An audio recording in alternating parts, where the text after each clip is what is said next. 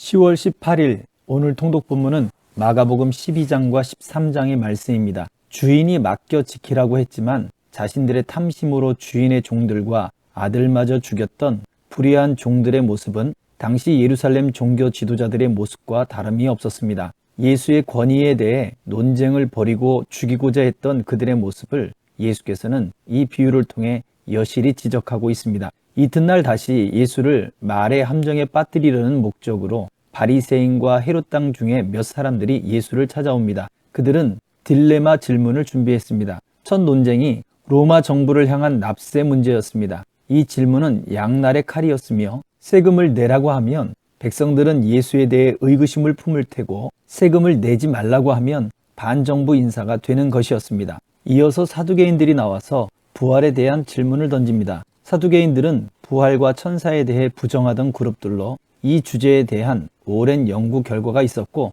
탄탄한 논리를 가지고 있었습니다. 그리고 이어 율법의 전문가 그룹인 서기관들이 나와 가장 큰 계명이 무엇입니까? 라는 질문을 던집니다. 이들을 향해 예수께서는 그리스도와 다윗의 관계를 공개적으로 질문합니다. 이 예수님의 반문은 유대인들이 전통적으로 가지고 있던 메시아의 관념을 흔드는 것으로 하나님의 기름 부음을 받은 자 그리스도는 이스라엘 국가를 회복하는 정치 지도자를 넘어 모든 인류의 주님으로 이 땅에 오신다는 메시아의 본질에 대한 질문을 하셨던 것입니다. 사람들이 이 가르침에 놀랍게 여기자 예수님은 헌금함으로 대표되는 당시 종교 시스템의 폭력성과 한 과부의 모습을 대비시키며 하나님의 마음과 새로운 성전에 대한 비전을 말씀하시는 것으로 12장을 마무리합니다. 성전 안에 있던 헌금함과 과부의 헌금 메시지는 성전 파괴의 예언과 이어집니다. 예수께서는 이미 하나님의 영이 떠난 예루살렘 성전이 쓸모없으며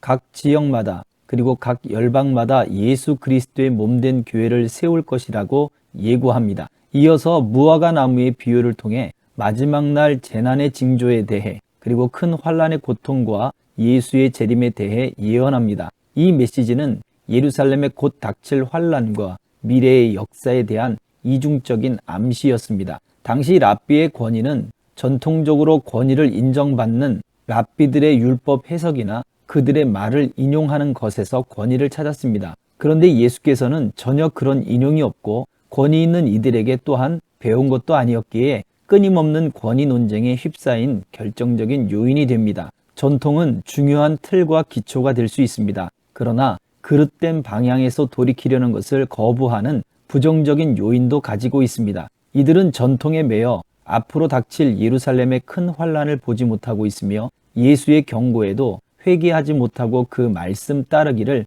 거부하고 있던 것입니다. 우리가 살아가는 삶의 방식들과 패턴들도 우리 스스로에게 전통을 만들고 있습니다. 이것은 습관이고 사고방식이며 라이프 스타일입니다. 예수의 인용은 오직 말씀이었고 하나님의 마음이었습니다. 우리는 스스로 만들어낸 전통이 아닌 성령의 감동을 통해 깨닫게 되는 그 속에서 발견되는 말씀 속에서 하나님의 마음을 더욱 인정하고 따라야 하는 이러한 삶의 전통을 만들어가야 될 것입니다. 오늘도 성령의 인도하심과 풍성케 하시는 은총이 가득하기를 축복합니다.